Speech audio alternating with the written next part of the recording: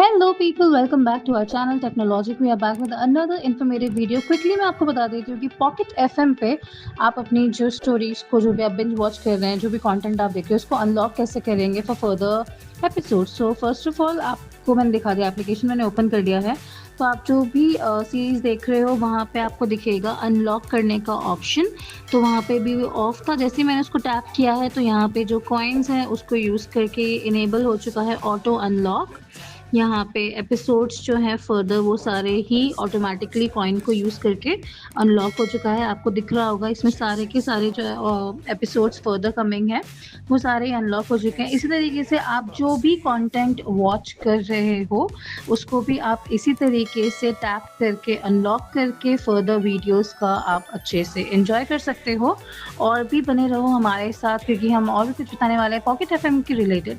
So I hope आपको ये video पसंद आई होगी। So do like, share, subscribe to our channel Technologic. Stay tuned, keep loving and keep watching. Bye bye.